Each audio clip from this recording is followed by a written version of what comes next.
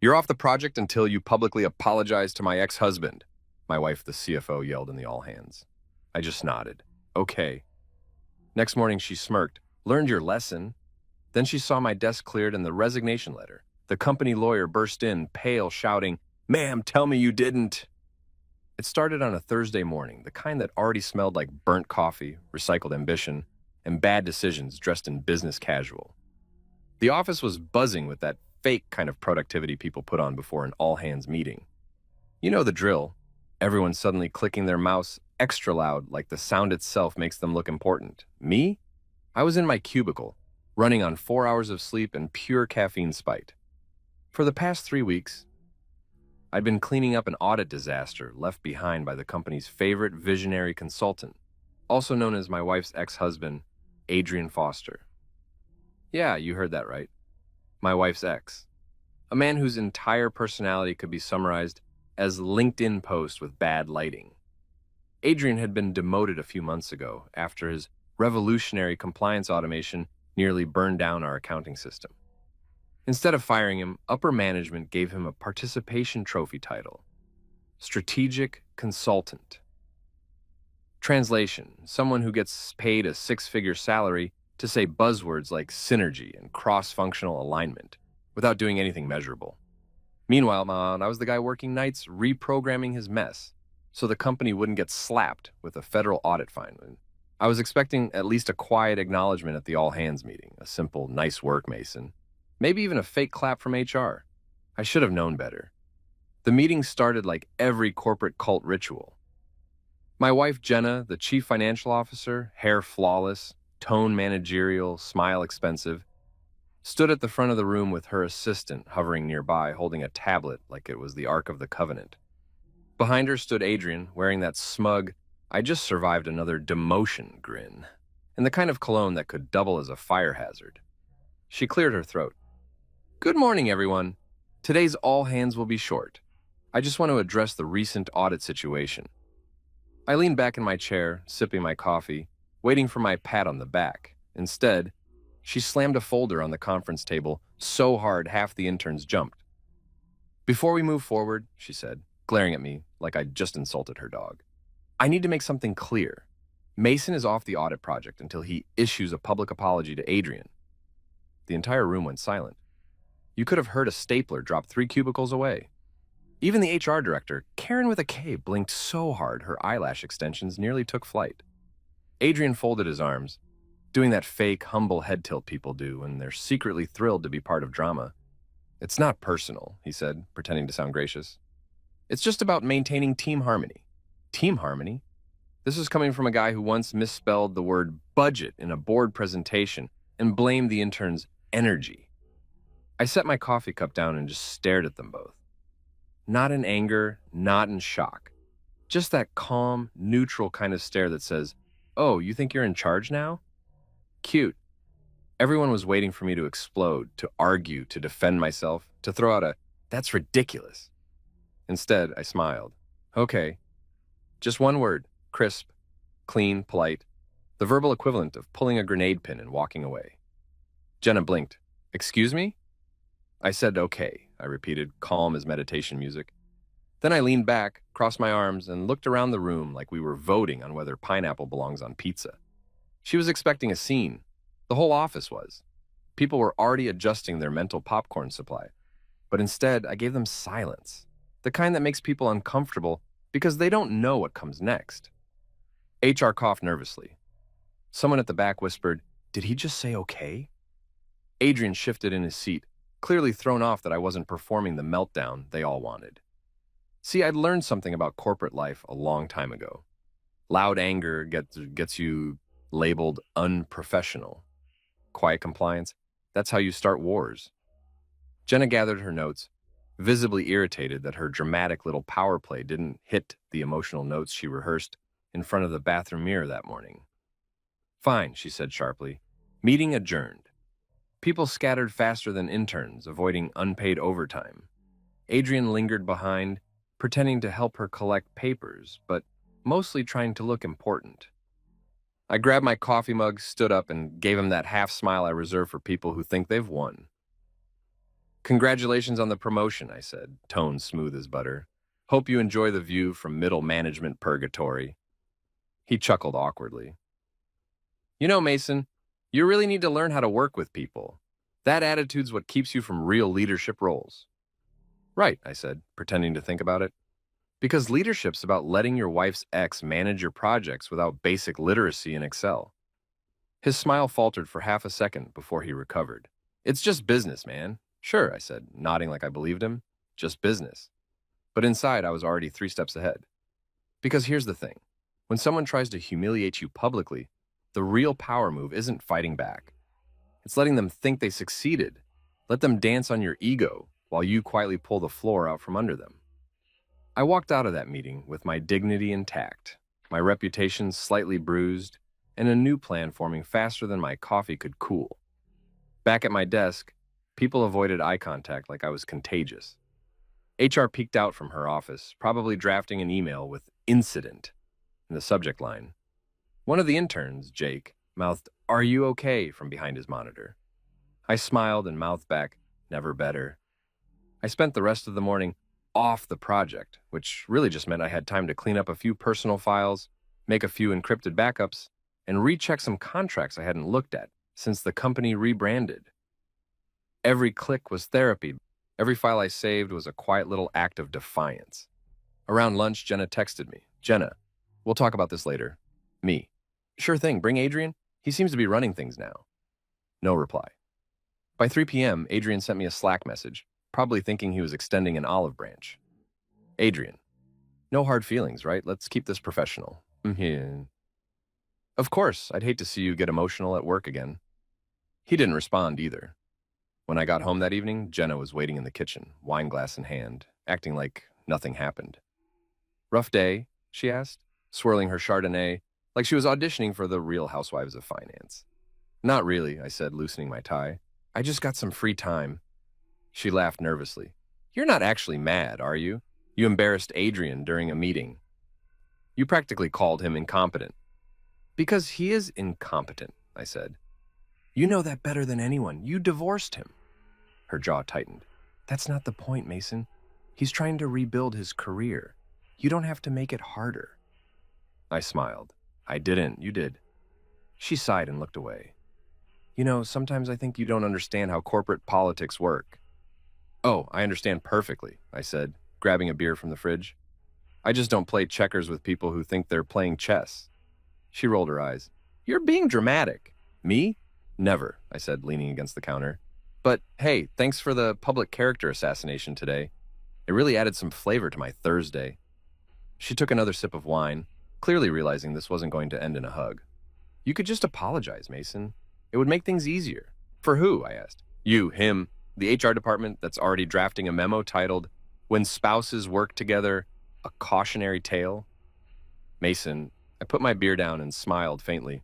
"You know what? You're right. Maybe I should apologize." Her face softened. "Really?" "Yeah," I said. "Tomorrow morning, publicly." She exhaled, relieved.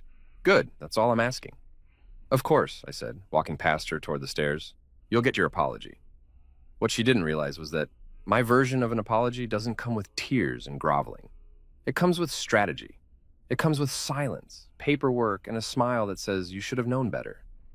That night, while she scrolled through her phone in bed, probably texting her friends about how she handled the situation professionally, I was in the study revisiting old files, contracts, archives, system diagrams. My insurance policy. The kind of paperwork that makes or breaks empires. As I flipped through an old digital folder labeled Consulting Agreement, Legacy Systems, a grin crept across my face. Clause 9B. It was still there? My secret ace. I leaned back in my chair, sipping what was left of my beer, and whispered to myself, "Congratulations, Jenna. You just lit the fuse." There's a specific smell offices get when politics start rotting the air, like burnt toner and silent resentment. It had been 4 days since Jenna's little performance at the all-hands meeting, and people were still whispering like middle schoolers in detention. I couldn't walk to the coffee machine without catching fragments of gossip floating through the cubicle jungle. "Did you see how calm he was? Maybe they're fighting at home. I heard she made him sleep in the guest room." Oh, the drama. If this place ever went under, it could survive another decade, just selling its gossip as reality TV. Adrian, my wife's ex and my newly self-appointed supervisor, had officially returned to strategic consulting, which is corporate speak for, let's pretend this guy still matters. He'd somehow convinced upper management that his catastrophic system redesign was ahead of its time, which in Adrian language meant, it still doesn't work, but I found better synonyms. He strutted into every meeting like he owned the building, all smiles and cologne strong enough to knock out a small horse. His PowerPoint slides had gradient backgrounds, motivational quotes, and exactly zero substance. My favorite was the one titled The Future of Integration, a holistic approach to team resilience. Spoiler alert, it was 12 slides of circles and arrows pointing to nothing. Meanwhile, Jenna was all business. No pet names, no casual, hey babe, not even a smirk. She'd gone full CFO mode. Emails with per my last message, calendar invites labeled urgent alignment, and meetings that felt like cross-examinations. We used to talk about vacation plans. Now we discussed budget variances. I wasn't sleeping next to my wife anymore. I was sleeping next to the company's risk management strategy. On Tuesday morning, I arrived early, mostly to enjoy 10 minutes of silence before the circus began. I grabbed a cup of the world's saddest coffee, sat at my desk, and opened my inbox to find 36 unread emails. 20 of them were from Adrian. Subject lines like audit workflow alignment, follow-up on follow-up, touching base on yesterday's touch base. I swear this man could write a novel about nothing and still CC half the company. I clicked one open and nearly laughed out loud. Hey, Mason. Just looping back on our ongoing collaboration. I noticed your risk flag parameters don't match our new operational philosophy. Let's recalibrate our synergy moving forward. Operational philosophy. The man was talking about code and using words better suited for a yoga retreat. I replied, hey, Adrian, thanks for flagging that. I'll make sure my parameters align with your evolving spiritual journey. Then I hit send and took a long, satisfied sip of coffee. By 9:30 a.m., the day's first meeting began. Jenna had called it an interdepartmental transparency sync, which, if you speak corporate, translates to mandatory group therapy session. The entire compliance department crammed into conference room B, where the thermostat was permanently stuck between sauna and freezer burn. Adrian stood at the head of the table like a motivational speaker who'd lost his audience years ago.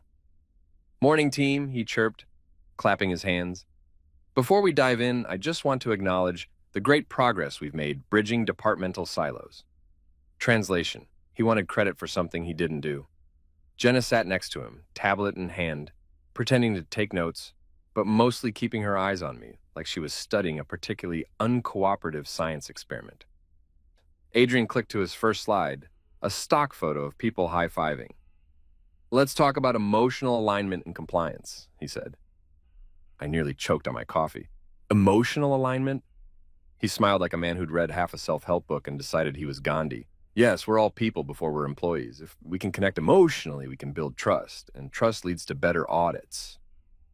Right, I said, leaning forward, because nothing says trust like a surprise HR meeting. A few people snorted. Adrian ignored it. And to demonstrate this, Jenna and I are going to lead a quick exercise. Now, if you've never seen your wife and her ex lead a corporate team-building exercise, congratulations. You've probably made better life choices than I have. Let's do something fun, Adrian said, grinning like a man seconds away from being punched. Everyone pair up with a coworker and share one professional insecurity and one personal strength. He looked right at me. Mason, why don't you start with me? Of course that he wanted that. I smiled. Sure thing, boss. We faced each other across the table like duelists. The room was dead silent, except for the hum of the overhead lights. My professional insecurity, I said. I sometimes worry about working under leadership that doesn't understand basic compliance frameworks. A few people coughed to hide their laughter. Jenna pinched the bridge of her nose.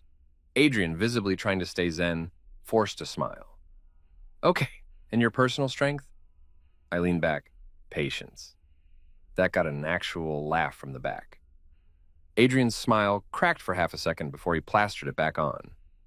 Good one, he said through his teeth. My professional insecurity is I can be too visionary, and my personal strength is emotional intelligence. I nodded seriously. Interesting. I would have gone with creative resilience and selective memory, but sure. Jenna finally cut in. Okay, that's enough. Let's move on. The rest of the meeting went downhill fast. Adrian tried to present his new audit collaboration framework, which was just my old system rebranded with new colors and worse functionality. Every time he stumbled through an explanation, Jenna jumped in to smooth it over like she was protecting a fragile intern instead of her ex-husband. I didn't say a word. I didn't have to. My silence was doing all the heavy lifting. When the meeting ended, people scattered like pigeons after fireworks. Adrian stayed behind, pretending to pack up slowly. Jenna lingered too, obviously waiting for the post-meeting talk. Mason, Adrian said finally, you were a little sharp back there. We're trying to foster positivity. I smiled. That's what I was doing. I felt very positive about being honest. He sighed. Look, I know this is weird, but we're professionals. We can rise above personal history. Couldn't agree more, I said, grabbing my notebook. You start. Jenna exhaled loudly. You two sound like children. I raised an eyebrow. You made me report to your ex, Jenna. I'm already living in an HR case study. She opened her mouth, then closed it again. Just try to be civil. Always am, I said, heading for the door. Back at my desk, I found another email waiting from her. Not from Jenna, my wife. From J.L. Thompson, CFO. Mason, please ensure all your current documentation aligns with Adrian's consulting revisions by Friday. We'll be reviewing team adaptability metrics next week. Team adaptability metrics.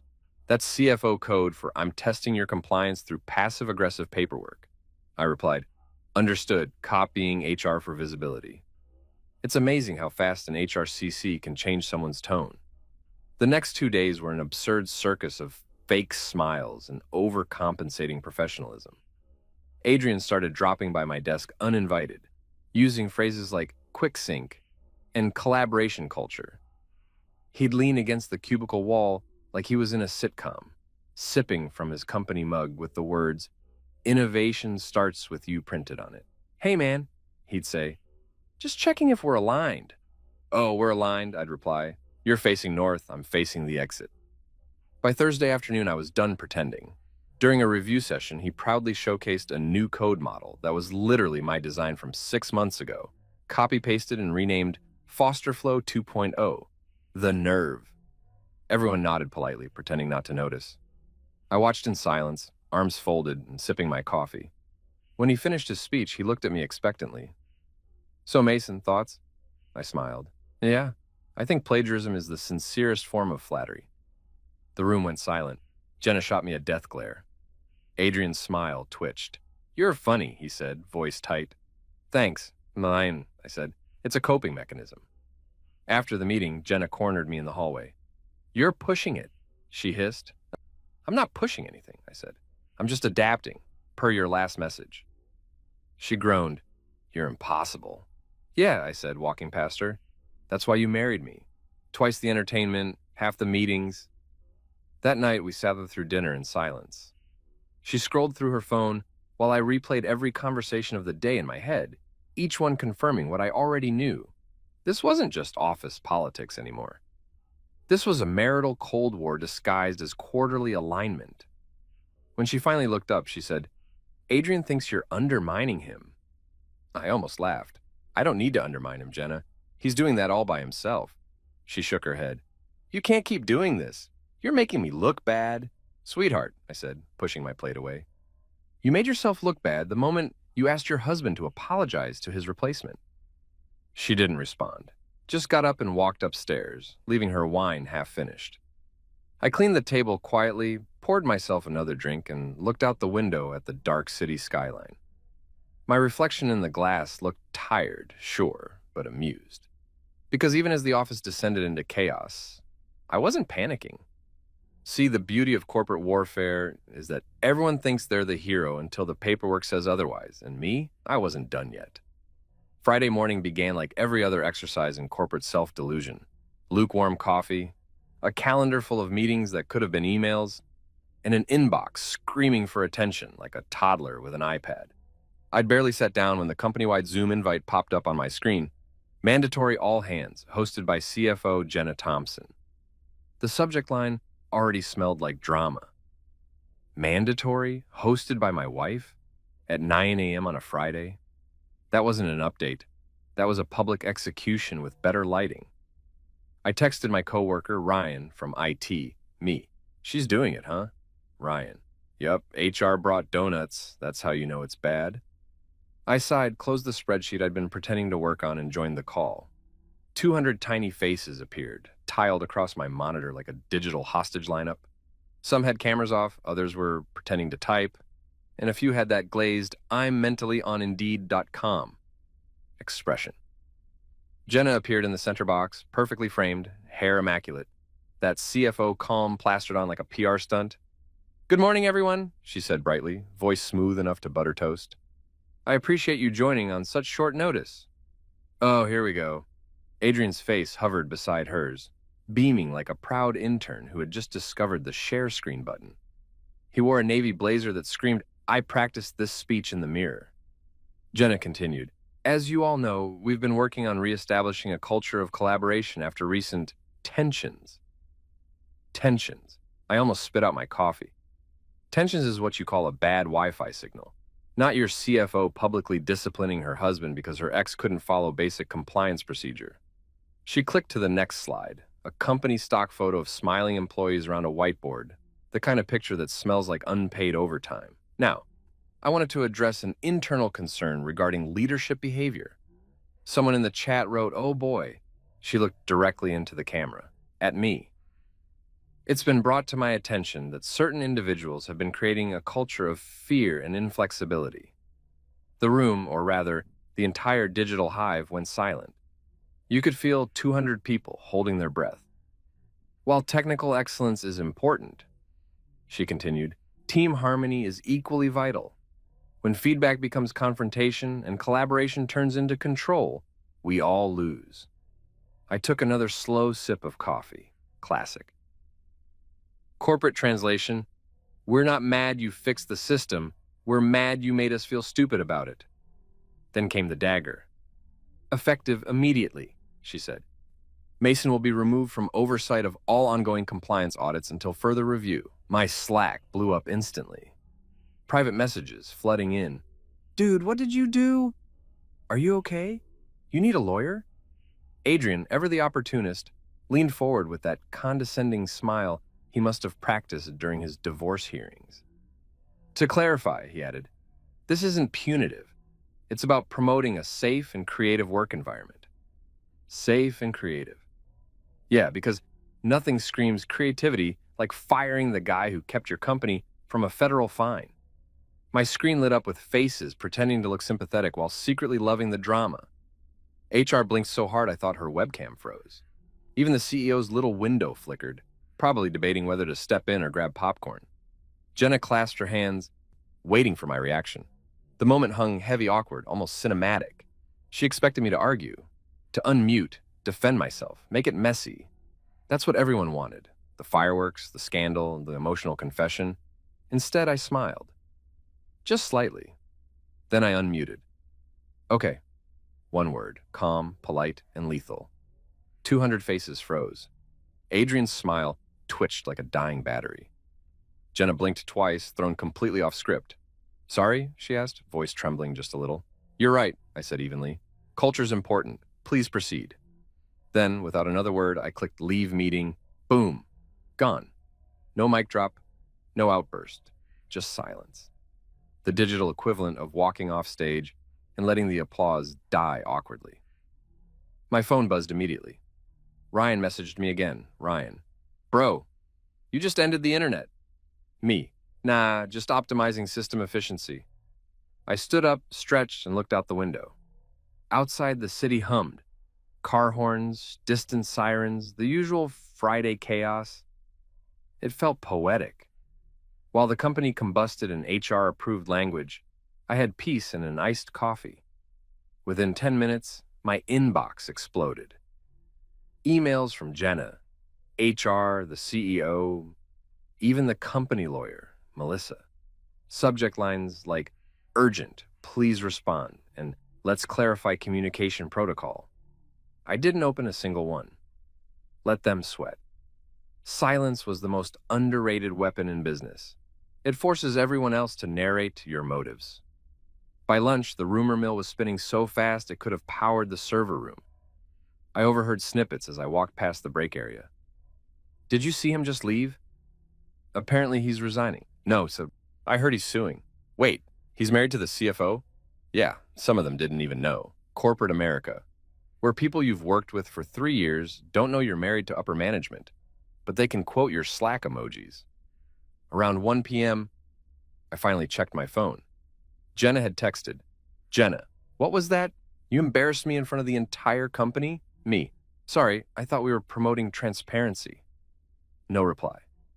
At 2:30, she called. I didn't pick up. Then she called again. Finally, I answered on the third ring just to enjoy the suspense. Her voice was sharp enough to cut glass. You can't just log off a company meeting like that. Sure I can, I said. I clicked a button. Mason, be serious. I am serious, I said. You wanted an apology. You got acknowledgement. That's practically the same thing in corporate language. She sighed, frustrated. You're impossible. Thanks, I said. Put it in my performance review. Click. I went back to my desk, humming softly, pulling up some old files. Not work files, my own archives. Things I'd kept from my early consulting days when this company was a 2-room startup run by caffeine and delusion. Back then, I'd built the backbone of the system. The compliance engines, the audit triggers, the security protocols, the kind of code that makes or breaks billion-dollar acquisitions.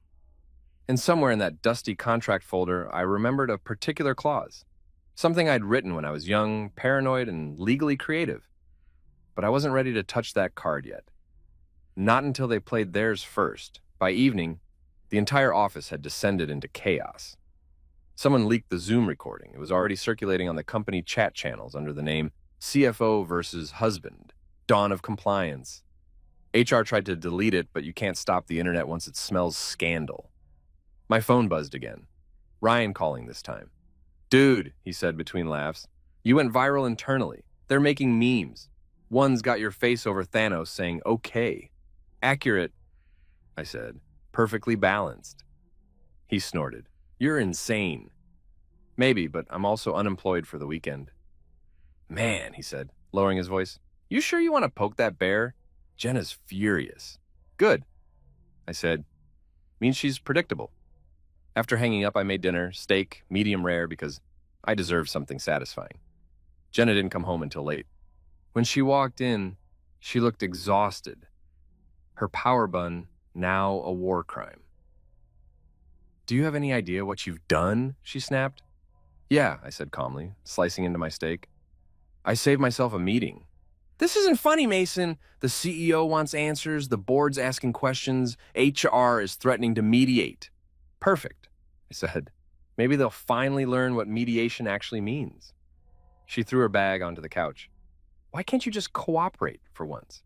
Because, I said, looking up, I'm not the one who turned our marriage into a management case study. Her eyes flashed. You humiliated me. You humiliated yourself, I said, tone still even. All I did was stop participating. For a second, she said nothing, then softer. You're going to regret this. Maybe, I said, finishing my bite. But not tonight. She stormed upstairs without another word. I waited until I heard the bedroom door slam before pulling out my laptop again. If the morning had been humiliation, the night was clarity. I wasn't just angry, I was awake. I'd played by corporate rules too long. Polite, deferential, logical. But the game was rigged. People like Adrian failed upward, while people like me cleaned the mess quietly in the dark. No more. I typed a few lines of code, disabling some back-end redundancies, not destructive, just delicate edits. The kind of changes no one notices until they matter. Then I saved everything to an encrypted drive labeled DRK Core. A little inside joke. When I shut the laptop, I felt lighter. Peaceful, even. Let them think they'd won. Let them print memos and whisper about damage control. Monday would come soon enough. And with it, consequences. Because in corporate America, silence isn't weakness. It's the sound of a plan taking shape. And me, I was done talking. You ever have one of those mornings where you wake up and realize the storm you caused is now trending on Slack? That was me on Monday. I opened my laptop, and before the login screen even blinked, my phone buzzed nonstop. Emails, messages, notifications. The company hadn't just imploded, it had turned into a full-blown corporate opera. HR sent a reminder about professionalism. The CEO sent a "we value every voice" email that sounded suspiciously like damage control. Even Adrian, the ex-husband turned consultant turned peacock in a blazer, had sent me a "no hard feelings" note, complete with an emoji handshake, because nothing says maturity like passive-aggressive clip art. And I wasn't angry. Oh no, I was calm, dangerously calm. Because that kind of chaos meant one thing: they'd finally stepped exactly where I wanted them. 19 years ago, back when this company was called Delta Financial Tech and ran out of a second-hand office above a nail salon, I'd been one of the original architects. Just me, a couple of developers, and a whiteboard that smelled like regret. We'd built the audit systems from scratch, line by painful line of code, duct taped together with caffeine and paranoia. And because I didn't trust anyone, least of all the founders, who thought legal review meant asking their cousin who'd once watched Suits, I'd written a few protective clauses into my consulting agreement. Nothing dramatic, just insurance. The kind of thing people overlook because they assume the nerd writing it is harmless. Clause 9b. That was my secret weapon. Buried in 4 pages of boring legal jargon, it read, "In the event of termination without cause, all derivative systems remain property of the consultant."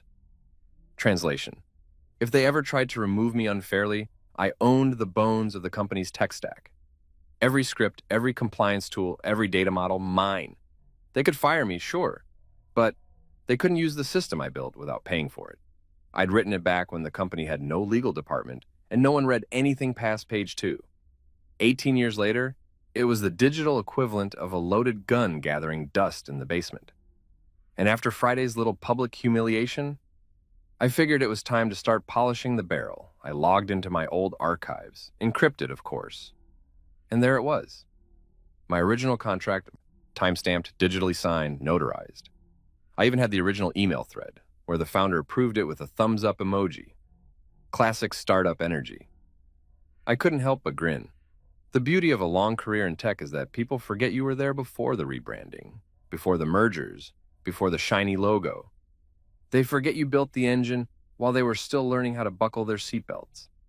So while Jenna was upstairs in our home office, probably FaceTiming Adrian about strategic messaging, I was in the living room, laptop open, resurrecting a ghost.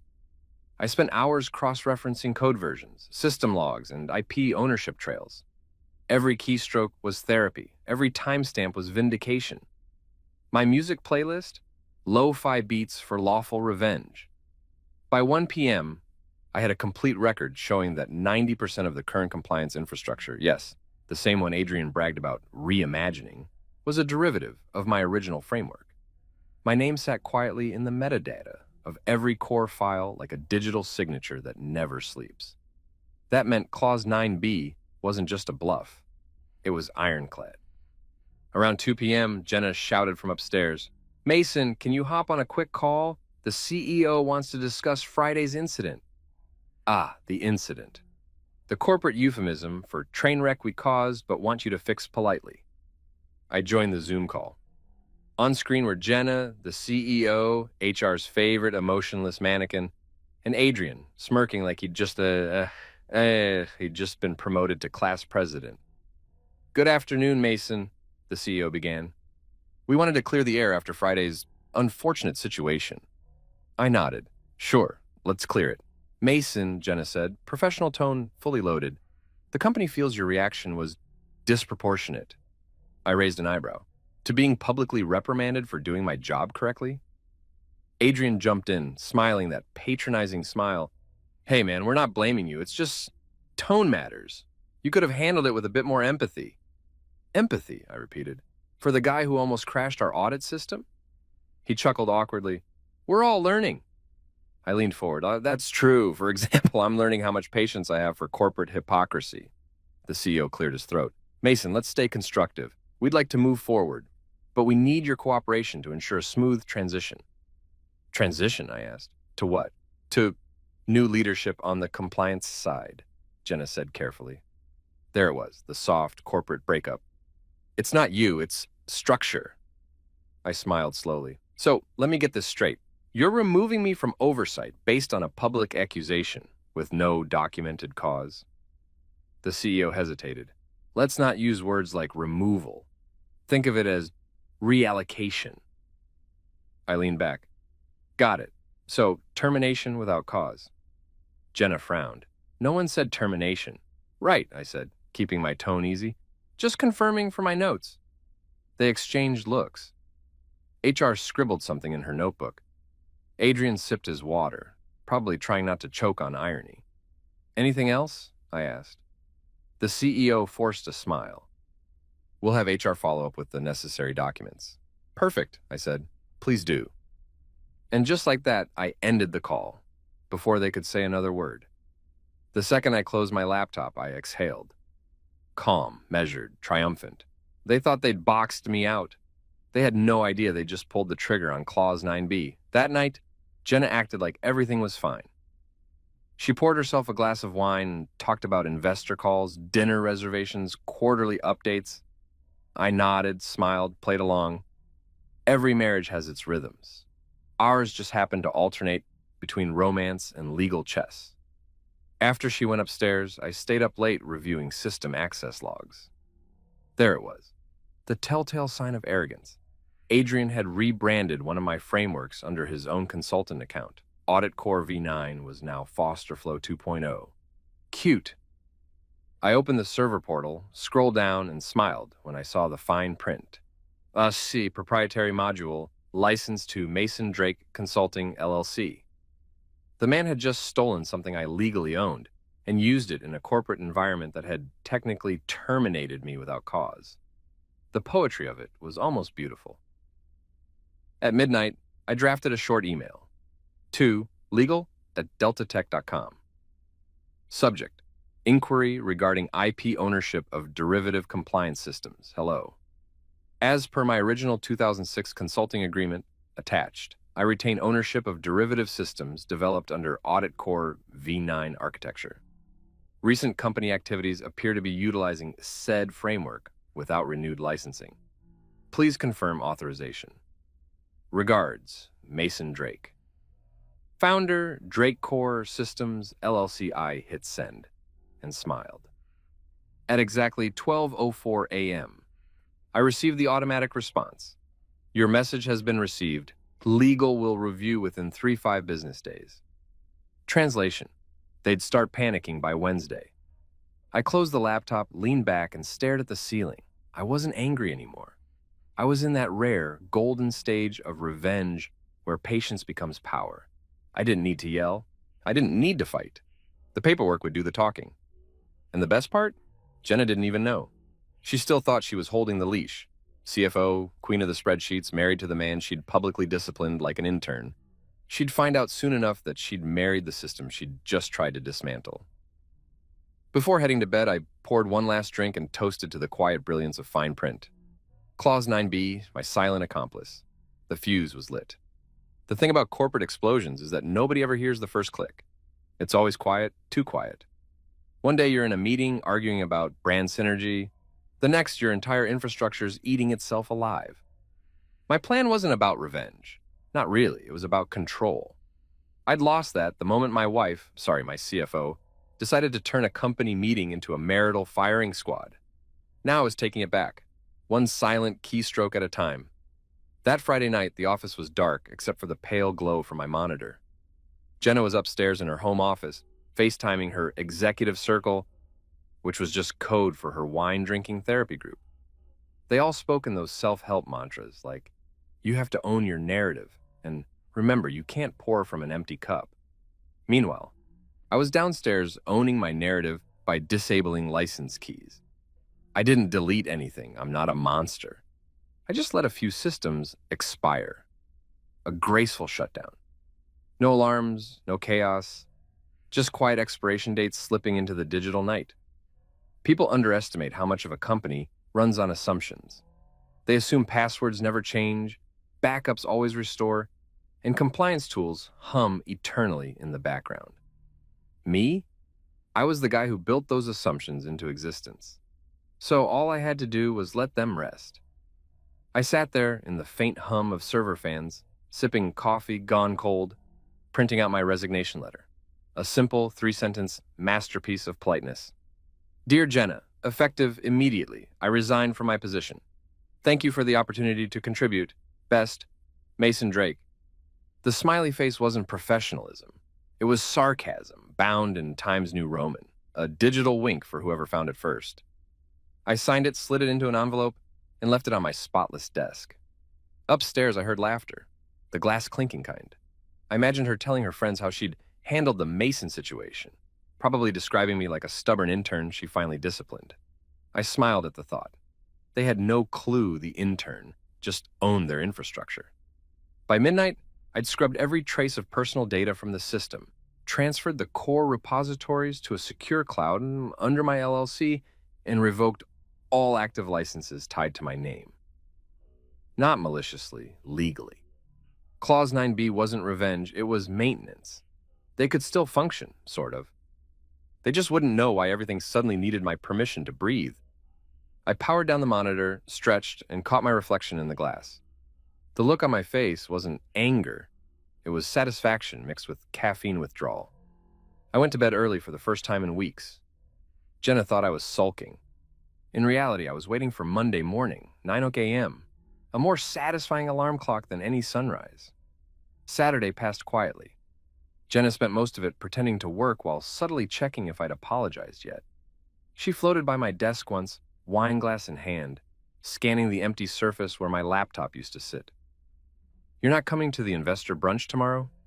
I didn't even look up from my book. Wouldn't miss it, I said. Good, she said too quickly. Because Adrian will be presenting, and it'd look bad if you... Don't worry, I said. I'll be the picture of professionalism. She smiled, satisfied, not realizing that the picture I had in mind was me walking out of the frame entirely. Sunday evening, I cooked dinner, steak, garlic potatoes, wine for her, whiskey for me. Domestic calm before corporate Armageddon. She seemed lighter, like she'd already rewritten the narrative in her head. The big dramatic scene from last week was just one of those moments, something she could file away as character growth in her imaginary TED Talk. Halfway through dinner, she said, You know, Mason, I think things are getting better. Adrian said the board's impressed with how I handled everything. I almost laughed. Impressed, I said, chewing slowly. Yeah, that's one word for it. She smiled proudly. See? It's all smoothing out. I nodded. It will be, eventually. She missed the tone entirely. That night, while she watched some mind-numbing Netflix reality show upstairs, I made one last adjustment. A single delayed trigger in the license database. A timed expiration that would quietly deactivate their high-tier compliance dashboard Monday morning. Not enough to destroy anything, just enough to make it clear who'd really been running the show. Then, I closed the laptop for good. The soft click felt like a punctuation mark. Monday, 8:59 a.m. The office was buzzing with artificial confidence. Jenna walked into the building wearing her favorite victory heels, the kind that made her sound like a small army approaching. Adrian trailed behind, clutching a stack of printouts he'd definitely made just for show. The all-hands meeting was scheduled for 9 o'clock sharp. I wasn't there. I was at home, in sweats, bowl of cereal in hand, watching the internal company live stream through a backdoor feed I'd built years ago for diagnostic purposes. Jenna opened the meeting with a bright PR-approved smile. Good morning, team. I know last week was challenging, but I'm proud to say we're moving forward stronger than ever. Someone off camera sneezed. Foreshadowing, probably. Adrian stepped up next, clicking his little remote like he was launching the next iPhone. Thanks, Jenna. Today, I'll be demonstrating our updated compliance dashboards, streamlined for maximum efficiency and transparency. He turned to the projector. As you can see here, blank screen. He clicked again. Nothing. The audience shifted. Jenna frowned. Adrian laughed nervously. Technical glitch, he said. AT, can you...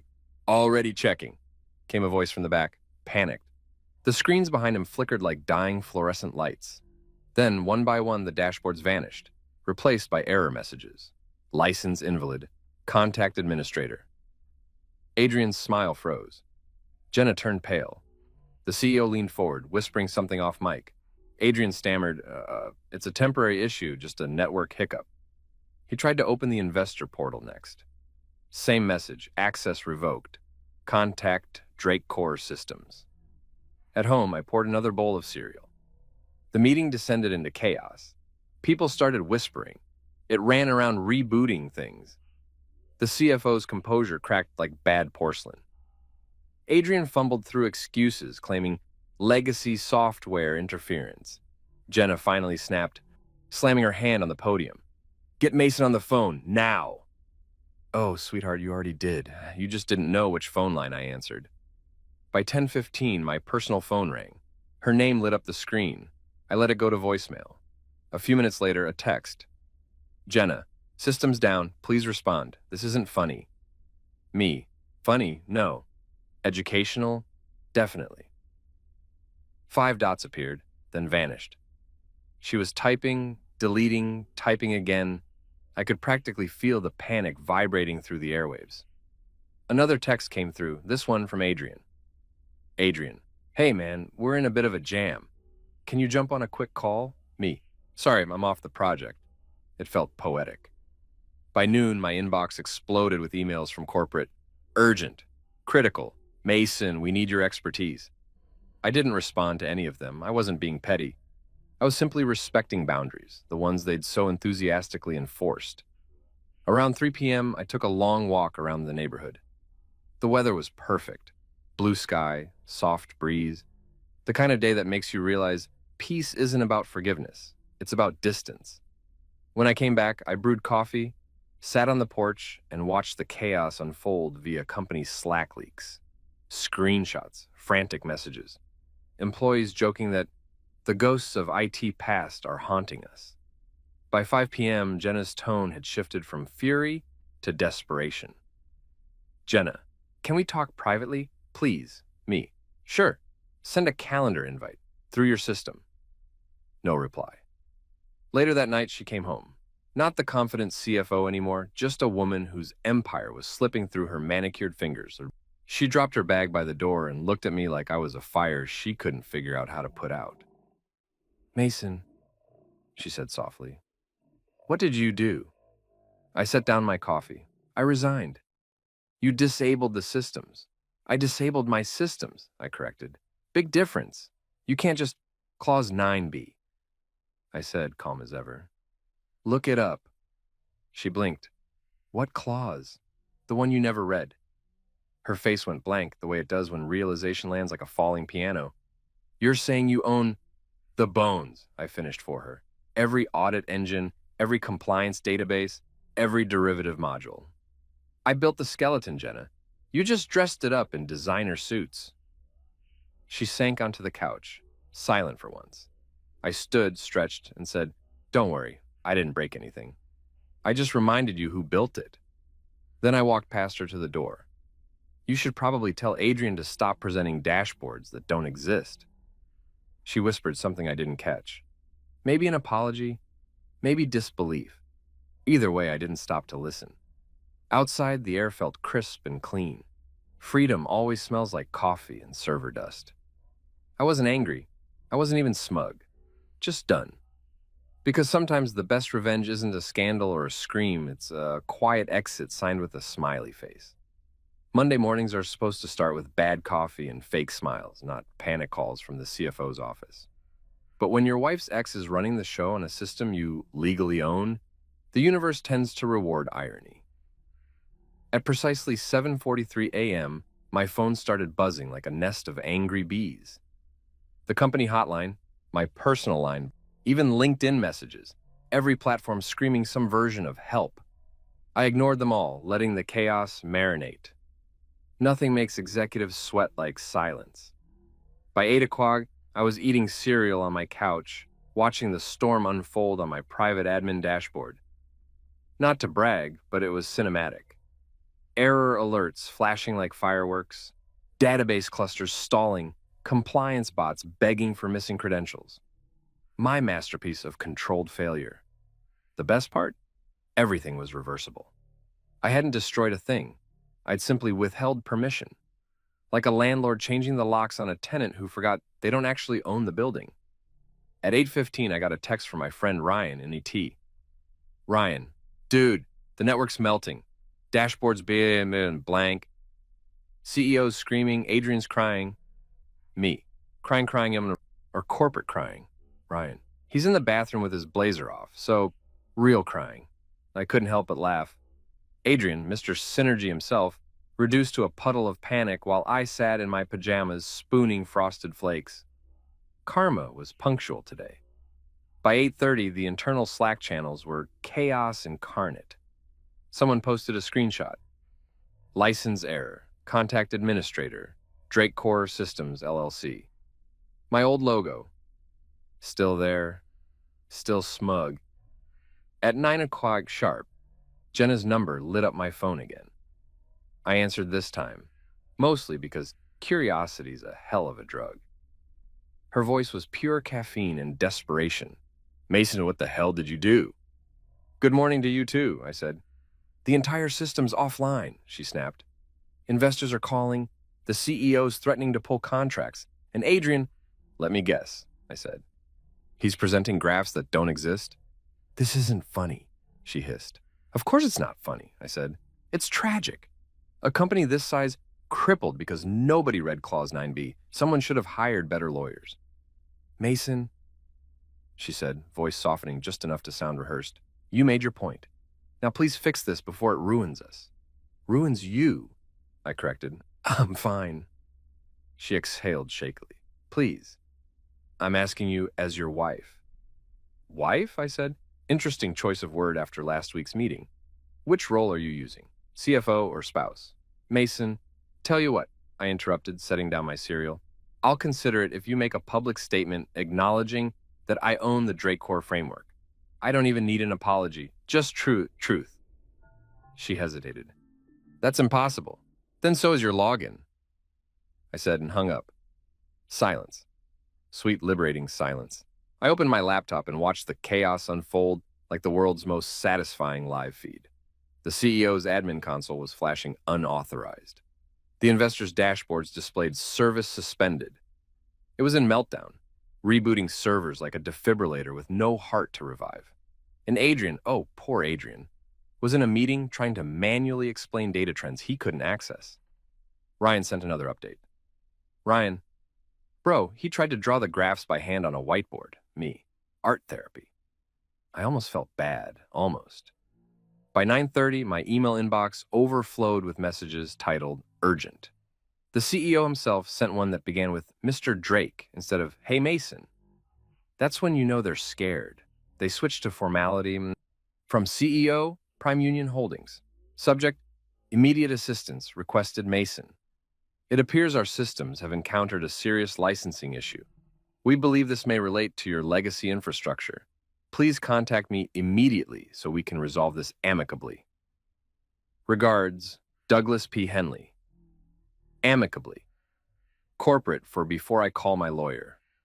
I poured another cup of coffee, cracked my knuckles, and replied, from Mason Drake to Douglas P. Henley. Subject, immediate assistance requested, Douglas. I'd be happy to assist. However, as the rightful license holder of the Drake Core framework, see attached contract clause 9B, my consulting services would need to be re-engaged under standard vendor terms. Please have legal contact my office to discuss retainer options. Warm regards. Mason Drake, founder. Drake Core Systems, LLC. I hit send and took a long sip of coffee. That was my version of lighting a cigar after a clean job. At 10 o'clock, Jenna called again. I ignored it. Then she called from her office phone. I ignored that, too. She tried email next. Subject, please. Inside one line. They're blaming me. For a second, just a second, I felt something. Not guilt exactly, but nostalgia. I remembered the woman I married before she became the company. Back when she laughed without spreadsheets and kissed me without scheduling it. Then I remembered her standing in that meeting room shouting, "You're off the project until you apologize to my ex-husband." Yeah, sympathy deleted. Around 11 Ryan texted again. Ryan, bro, HR just sent out a company-wide memo saying, we're experiencing temporary technical adjustments. Man, and corporate translation, we're screwed but don't panic. Ryan, people are panicking. Me. Good. By noon, Bloomberg-level panic had set in. The compliance team couldn't access investor data. The audit files were frozen. The automated report system was spitting out error codes like a broken slot machine. Adrian tried rebooting a server manually, which is kind of like trying to perform brain surgery with a spoon. Jenna's third text of the day came through at 12:47. Jenna, the CEO's threatening to fire me. Please, Mason, I'll fix this with you privately. Me, send me the statement. Jenna, what statement? Me, acknowledging ownership, Drake Core, Clause 9B. You remember. Jenna, you're blackmailing me. No, I'm invoicing you. At 1:30, the company lawyer, Melissa, called me directly. She sounded winded, like she'd sprinted through 5 meetings and 2 existential crises. Mason, hi, it's Melissa from legal, she said, her tone trying to stay professional but cracking around the edges. We're reviewing the contract and, well, it appears Clause 9B is indeed enforceable. Appear, I said. It's notarized, time-stamped, and signed by your founder. Yeah, she sighed. Technically, you own the framework. Technically? I repeated. You're welcome to test that theory in court. She exhaled audibly. Can we discuss a buyout? Sure, I said casually, but my rates have gone up. Supply and demand, you know. She groaned. I'll get back to you. Take your time, I said.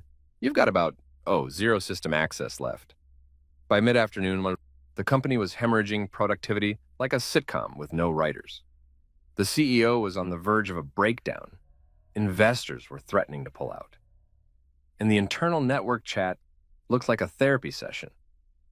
Meanwhile, I was sitting on my porch, laptop balanced on my knees, watching the chaos from my back-end view. I didn't need popcorn. Their Slack logs were entertainment enough. Then, around 3:45, Jenna showed up at the house. She didn't even knock, just stormed in, heels clicking like tiny gunshots. You need to stop this, she said, standing in the doorway, chest heaving. They're about to shut down operations. I told you, I said calmly, not even looking up from my laptop. I didn't break anything. She crossed her arms. You crippled us. I paused your subscription, I corrected. You can resume any time. Just need to sign the vendor agreement. She glared. You're enjoying this. I looked up finally, met her eyes. Not enjoying, just appreciating accountability. It's rare these days. She sank into the armchair opposite me, her entire posture deflating. They're going to fire Adrian. I'll send flowers. Her voice softened. And me. Actions have consequences, I said, echoing the line she'd used on me once. Remember? She didn't respond, just stared at the floor. After a long silence, she whispered, You win? I leaned back, tilting my head. It's not a game, Jenna. It's business. The part you always forgot. For the first time in weeks, she didn't have a comeback. No corporate buzzwords, no damage control jargon, just quiet. After she left, I reopened my email and saw a new message from the CEO. Subject, contract negotiation, Mason. We'd like to retain Drake Core Systems immediately. Legal is drafting a new consulting agreement. Expect payment terms within the hour. Respectfully, Douglas P. Henley. I smiled. Respectfully. That's corporate for we surrender. By 6:00 p.m., my bank app pinged with a deposit notification. An obscene consulting retainer, paid in full. The same company that publicly humiliated me was now paying me to fix the mess they created. Adrian? Reassigned to strategic ideation. Translation. No duties, no access, no future. Jenna? Suspended pending internal review. HR called it temporary leave to ensure objectivity. I called it karma on PTO. As the sun dipped below the skyline, I closed my laptop and poured a whiskey. For the first time in years, the world felt balanced. You could call it revenge, and I called it realignment. The company got their lesson, Jenna got her reckoning, and I got my piece, plus a very comfortable retainer. And the best part, I didn't raise my voice once, because in corporate America, the loudest power move is silence and a well-timed invoice.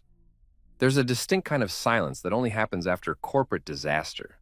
A heavy, buzzing quiet where everyone pretends to be working while secretly updating their resumes. You could feel it through the walls of Prime Union's glass tower that Tuesday morning. The air conditioning hummed, keyboards clicked like guilty confessions, And somewhere deep inside the building, a printer jammed dramatically, as if protesting the incompetence surrounding it. By 9:15 p.m., Jenna's name was trending on the internal Slack board. Not officially, of course, but through coded messages. Anyone heard from finance? CFO not in yet. Should we even submit the Q3 review? Translation. Is the queen dethroned? She was still on leave, which in corporate language meant the board's sharpening the guillotine. Adrian, the man who'd started this entire circus, had gone radio silent. According to Ryan in IT, he'd been seen leaving the office carrying a cardboard box full of personal items, including a novelty mug that said, "I'm kind of a big deal." I almost wished I'd been there to see it. I was on my porch again, coffee in hand, scrolling through my phone as if I didn't own half their infrastructure. Technically, I did. Drake Core Systems had been reinstated under a formal vendor contract the night before. The retainer they'd wired me could have bought me a Tesla, a vacation home, or a lifetime supply of pettiness, though honestly, I already had plenty of that. At 9:32 a.m., my phone buzzed with an incoming call. Unknown number, but I recognized the area code immediately. The company's legal department. I answered casually. Drake Core Systems. Mason speaking. Mason, thank God, said a voice I recognized. Melissa, the company's lead counsel. She sounded like someone halfway between a stroke and a meltdown. We have a situation. I took a slow sip of coffee. You usually do. No, I mean a real one. Papers rustled on her end, like she was flipping through a legal exorcism. I'm in the CFO's office right now and, well, ma'am, tell me you didn't... There was muffled whispering. Another voice. Jenna's, shaky, defensive. It wasn't supposed to be public. Melissa groaned into the phone. Mason, you're going to want to sit down for this. I looked at the chair I was already sitting in. I'm good, she sighed. Jenna tried to delete your Clause 9b documentation from the shared legal server. I paused mid-sip. Tried? Yes, Melissa said, voice strained. Tried, as in failed spectacularly. Your clause triggered an automatic backup to the board's cloud repository the moment she tampered with it. The alert went straight to the CEO and the audit committee. I almost spit out my coffee. She what? She thought she could update the contract to remove the clause retroactively. Unfortunately, that's not how contracts work. So the board knows? I asked. Oh, they so know, Melissa said grimly. They're in full panic mode. I've got 3 partners from the parent company's legal division dialing in from New York, demanding explanations.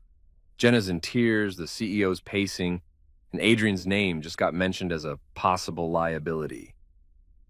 I leaned back in my chair, grinning. Sounds like Tuesday. Mason, Melissa continued, voice dropping to a whisper. Off the record. I told them to stop digging before they make it worse. Clause 9b isn't just airtight, it's nuclear. If they keep poking it, they're going to find out they technically licensed their entire audit suite to your LLC for indefinite use. Technically, I said, feigning innocence. Legally, she corrected. It's your system, all of it. I let that sink in for a second. The same people who'd treated me like an expendable employee now couldn't run a compliance check without my permission. God bless meticulous paranoia and a good lawyer from 2006. Mason, Melissa said, snapping me out of my thoughts. The board's calling an emergency session at noon. They want you there. I blinked. You want me to come back into the building? They're begging you to come back, she corrected. I'd strongly recommend showing up. I couldn't help it. I laughed. This is going to be fun. Walking back into that office felt like stepping onto a movie set after a scandalous finale. Every head turned when I entered. Some curious, some terrified, most pretending to look busy. The receptionist nearly choked on her gum when she saw me swipe my visitor badge. Mr. Drake, she stammered. You're here for the board session? Apparently, I said. Where's the confetti? She didn't get the joke. I rode the elevator up to the 14th floor, executive level. The doors opened to the familiar smell of stress, expensive perfume, and denial. Outside the boardroom, Melissa was waiting, clutching a thick folder like it was her emotional support animal. They're inside, she whispered. And Mason, maybe go easy? No promises, I said. When I walked into the room, it was like a scene out of a courtroom drama. The CEO, Douglas, sat at the head of the table, red-faced and sweating. 3 board members joined via video call from New York, their faces pixelated but clearly annoyed. Jenna sat near the end, pale and quiet, her hair tied back in a defeated bun. She wouldn't meet my eyes. Douglas cleared his throat. "Mr. Drake, thank you for joining us on short notice." I smiled. I wasn't doing much. Just running your systems from my couch. One of the board members, an older woman with steel gray hair and a voice that could curdle milk, said, "We've reviewed the documentation surrounding Clause 9B. I nodded. "Ah, yes, my favorite bedtime story." Her frown deepened. "It appears that due to the language in your consulting contract, you retain ownership of the company's core compliance infrastructure." "That's correct," I said cheerfully, "for nearly 2 decades now." Douglas shifted in his chair. And Jenna attempted to, how should I phrase this, revise the agreement. All eyes turned to Jenna. She looked like she wanted to vanish into her ergonomic chair. "I made a mistake," she said quietly. "I thought it was archived data. I didn't realize—" The gray-haired board member cut her off. "You attempted to delete a binding legal document during an active investigation. That's not a mistake. That's misconduct." The room went dead silent. Melissa tried to smooth things over. "Let's remember everyone's under stress. Stress doesn't justify tampering with legal records," the woman snapped. Douglas rubbed his temples. "Mason, what would it take to make this right?" I smiled faintly. "Depends on your definition of right." "Mason," he said, trying for diplomacy, "you're clearly within your rights, but we'd like to avoid a public fallout. Investors are already nervous." "Understandable," I said. "I'm willing to help." Relief spread across his face, too soon. "For a price," I added. Douglas sighed. "Of course. What's your number?" I leaned back, savoring the moment. "I don't want more money. You've already paid me. What I want is a statement. Public acknowledgement that Drake Core Systems is the sole architect and owner of the compliance framework. That includes full credit in all investor documentation." The board murmured. Douglas hesitated. "That's unconventional." "So is being fired by my wife," I said. One of the New York board members chuckled before catching himself. After a tense silence, Douglas nodded. "Fine, we'll issue the statement. In return, you'll restore system access. Within 24 hours of publication," I said. "Written, signed, distributed." He extended a hand. "Deal." I shook it. "Pleasure doing business, again." As I turned to leave, Jenna finally spoke. "Mason, wait." I stopped at the door. She stood, eyes glistening, voice trembling. "I didn't mean for any of this to happen." I gave a small, humorless smile. "You meant to embarrass me in front of the company. Everything after that is just cause and effect." "I lost everything," she whispered. "No," I said. "You just learned who everything belonged to." Then I walked out. By the time I got home, my inbox was already buzzing with the press release draft. Prime Union Holdings acknowledges and thanks Drake Core Systems, LLC, led by Mason Drake, for the proprietary infrastructure that powers our compliance and audit platforms. We are proud to continue this partnership under a renewed strategic agreement. That's corporate code for, we messed up and he owns us now. Ryan texted me 5 minutes later. "Ryan, bro, you're a legend. They're calling you the Ghost Founder." Me, "That's Dr. Ghost Founder to you?" I poured myself a drink and sat back, watching the sunset. For the first time in months, I felt calm. Not vengeful, not smug, just calm. Because this wasn't about revenge anymore, and it was about balance. And the beauty of balance? You don't need to raise your voice to achieve it. You just need to write one clever clause and wait 18 years for karma to mature. You could measure the chaos inside Prime Union by the sound of Jenna's heels. The faster she walked, the closer someone was to being frustrated. And that Monday morning, her heels could have registered as a seismic event. Click, click, click, click, like an approaching lawsuit with lipstick. From what Ryan texted me, the office looked like a financial apocalypse. Investors were calling, the servers were crying, and the only person with working credentials, me, was making a second cup of French press coffee at home. When you're in control, you don't rush, you let the panic breathe. By 9 o'clock a.m., the company's Slack had devolved into full-scale hysteria, Departments were tagging me like I was tech support for the universe. At Mason, can you restore access for accounts payable? We have payroll stuck mid-process. At Mason Drake, please respond. Compliance bots have gone feral. At Drake Core Systems, you are our only hope. I sipped my coffee. They finally got it, I muttered. Then came the email from the CEO. Subject line in all caps, never a good sign. Urgent. All systems compromised. Mason, we need immediate intervention. Investors are threatening legal action. I understand you're within your contractual rights, but this has gone beyond a disagreement. Please call me before noon. Douglas. I didn't reply. You never respond when they're panicking. It ruins the power curve. At 9:37, Jenna called again. I almost didn't pick up. Almost. But curiosity is a dangerous hobby. Mason, she said, voice breathless. We're collapsing. Good morning to you too. Don't do this, she said. The board's in meltdown. The systems are unresponsive and Adrian's... Let me guess, I said, hyperventilating into a branded mug. Not funny. She snapped. You're making a point. I get it. But we're both going down with this ship. I leaned back in my chair. Jenna, the difference between you and me is I brought my own lifeboat. Her tone softened, desperation sneaking through the cracks. Please, can we just talk? Privately? Sure, I said. Send a calendar invite. Through your system. I could practically hear her grinding her teeth through the phone. Then, click. By 10 o'clock, the company was trending internally as the Titanic of tech. Someone in marketing leaked a meme showing Adrian as the captain, clutching a coffee cup while the ship sank. For the first time in my career, corporate suffering was entertaining. Then, right on cue, Ryan called. Bro, you will not believe this, he said between laughs. Jenna just called an emergency investor meeting. Of course she did, I said. She's addicted to optics. Yeah, well, she walked in looking like a Wall Street power move. White blazer, blood-red heels, face set to, I'm not panicking. But dude, Adrian followed her in wearing a Hawaiian shirt. I choked on my coffee. A what? Apparently he thought it was casual Monday. Jesus Christ, I said.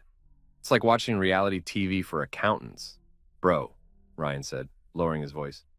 They're trying to manually rebuild your system with PowerPoint flowcharts. I set my mug down. PowerPoint? Oh, this is going to be biblical. At 11:15, another text came in. This one from Melissa, the lawyer. Melissa. Mason, FYI, the CFO is attempting to access your private modules through an admin override. Me. Adorable. Melissa. It's triggering internal alerts. It's losing its mind. Me. Good. Builds character. Apparently, Jenna and Adrian were in her office, surrounded by a swarm of interns trying to fix the system by resetting the server keys, which in non-corporate English is like trying to repair a jet engine with a hairdryer. At 11:40, my phone buzzed again.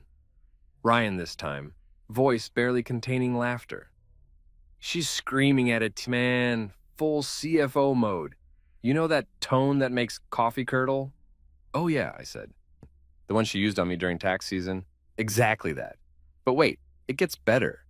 Adrian tried to take charge and said, Don't worry, I used to be a developer. He accidentally logged everyone out of the network, even HR. I laughed so hard I had to put my phone down. That man couldn't debug a toaster. No joke, Ryan said. People are printing resignation letters on the backup printer because the email's dead. Ah, poetic symmetry. By noon, Melissa's number flashed again. I picked up this time. Mason, she said, out of breath. The CEO wants to know if you'll attend an emergency virtual board call at 1. I checked my watch. Depends, will there be snacks? Please, she said. They're desperate. I smiled. Desperation's not a mood, it's a negotiation tactic. At 1 o'clock sharp, I joined the Zoom call. My screen lit up with the usual suspects. Douglas, the CEO, looking like he'd aged 10 years in 2 days. Melissa, clutching a pen like a stress toy. Jenna, perfectly framed in her designer suit, but visibly unraveling. And Adrian, hiding behind a fake plant in his background. Douglas started. Mason, thank you for joining. We're in a challenging position. Understatement of the year, I said.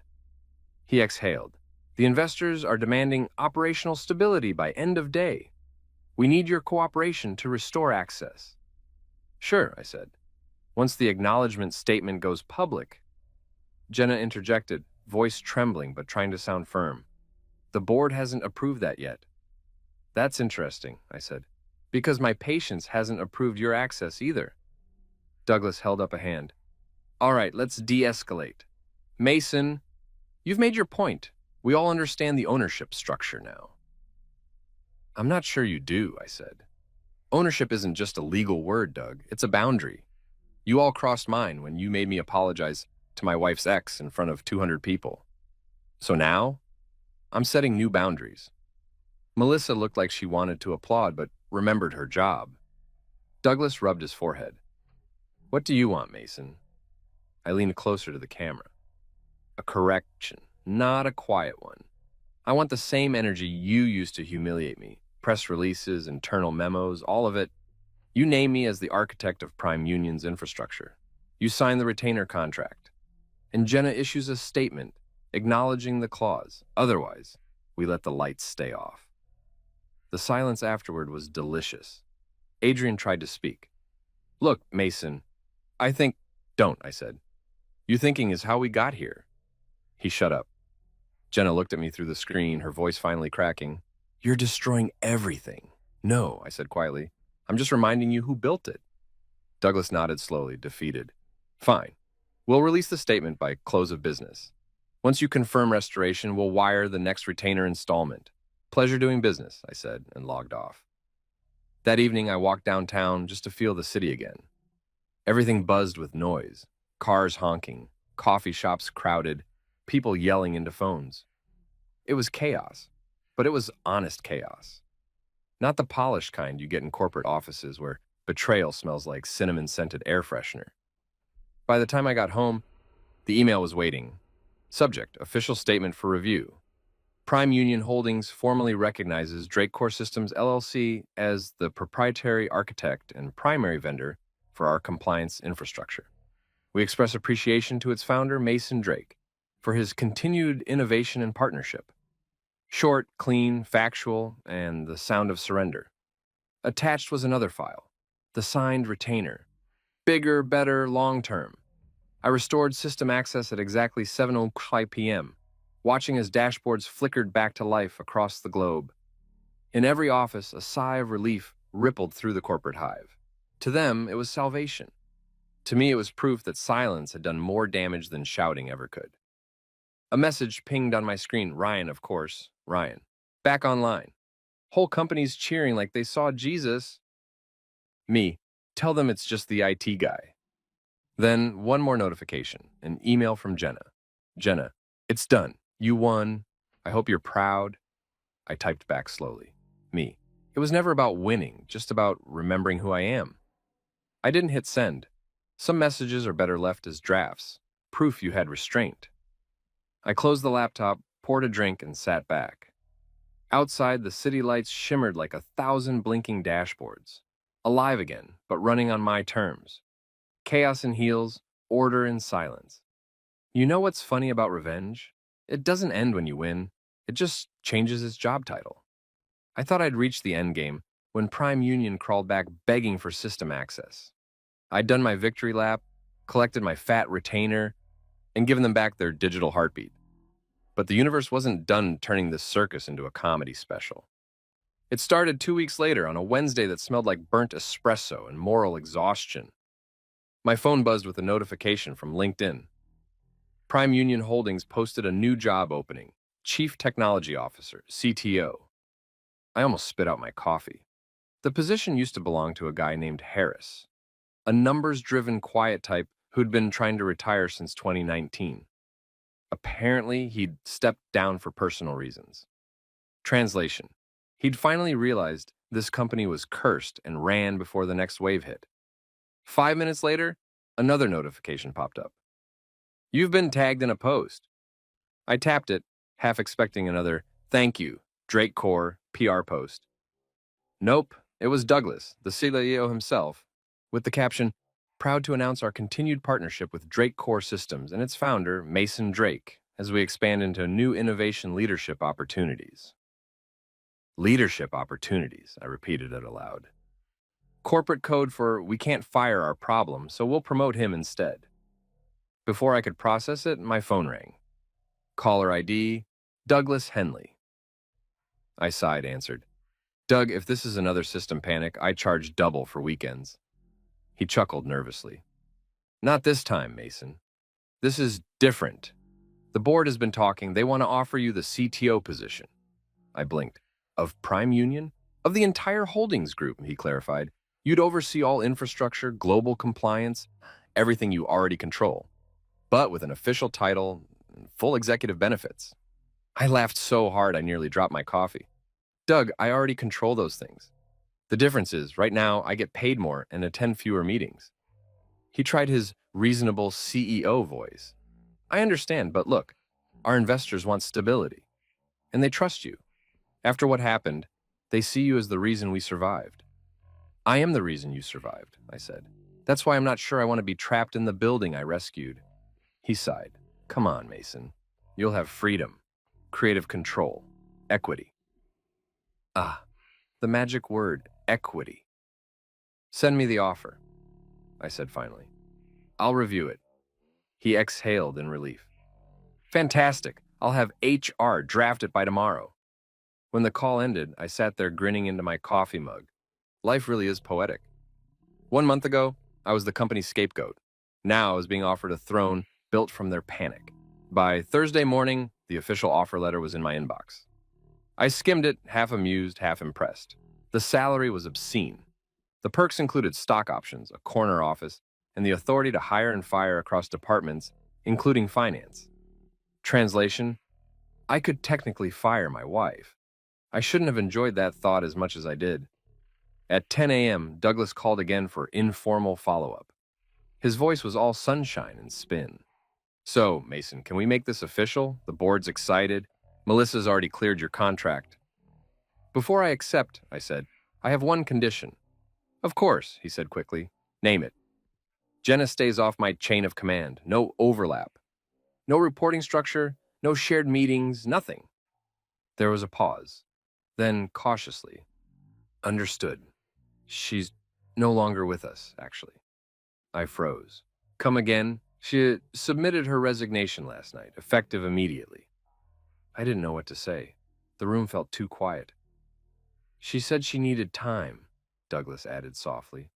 Personal reasons. I leaned back in my chair, staring at the ceiling. Of course she did. Chaos always costs someone their peace.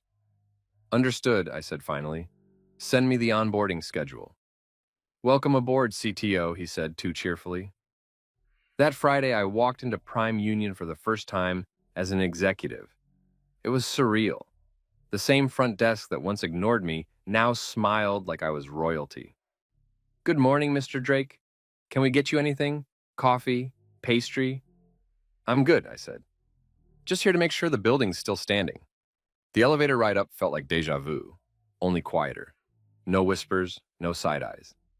People avoided making direct contact, like I was both a savior and a warning sign. In a way, I was. When the doors opened to the executive floor, Douglas was waiting with his practiced enthusiasm. Mason, welcome back. Orwell up. He handed me an access badge with a sleek silver stripe, the kind that screamed authority with plausible deniability. We did the tour, conference rooms, the innovation lab, the executive pantry, with cold brew taps and overpriced granola. It was everything a modern tech company thinks screams we care about people while quietly owning their souls. When we reached my new office, Douglas gestured proudly. Your view faces downtown. Best skyline in the city. It was ridiculous. Floor-to-ceiling windows, private lounge, standing desk made from recycled Aeroraft aluminum. I ran my hand across it and couldn't resist saying, nice, expensive, unnecessary, perfect. He laughed awkwardly. You'll fit right in. After he left, I sat behind my new desk, looking out over the city. It was strange. This exact building had been the backdrop of every humiliation, every sarcastic whisper. Now it was my territory. I wasn't sure if I wanted to laugh or burn sage at it. The first email that landed in my inbox came from HR. Welcome to the leadership team, mandatory executive retreat next quarter. The second was from legal, updated non-disclosure terms for your review.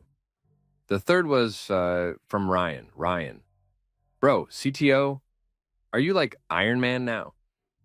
Me, more like Batman. Rich, bitter, nocturnal. Ryan, you firing people yet? Me, tempted. Later that afternoon, I ran into Adrian in the hallway. He looked smaller somehow. The Hawaiian shirt was gone, replaced by an ill-fitting suit. He was carrying a cardboard box again. Mason, he said, forcing a smile that didn't reach his eyes. Congrats on the new title. Thanks, and I said, heard you've been reassigned. He laughed weakly. Yeah, to strategic ideation. Still figuring out what that means. It means they don't want to fire you yet, but they want you to think about why you should have quit sooner. His smile faded. Right. He turned to leave, then paused.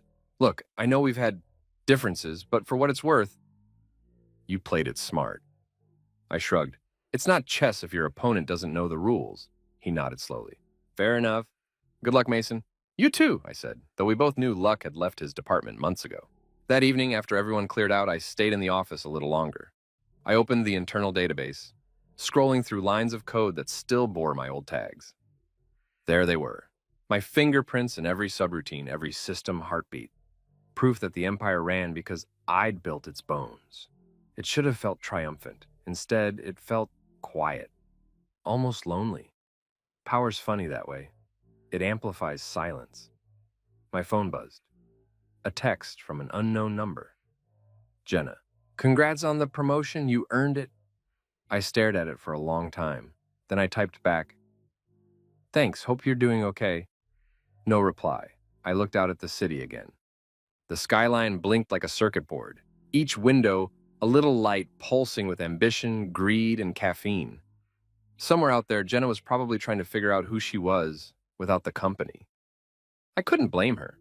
I'd spent years doing the same. Now that I had everything, I realized everything didn't feel as loud as I thought it would.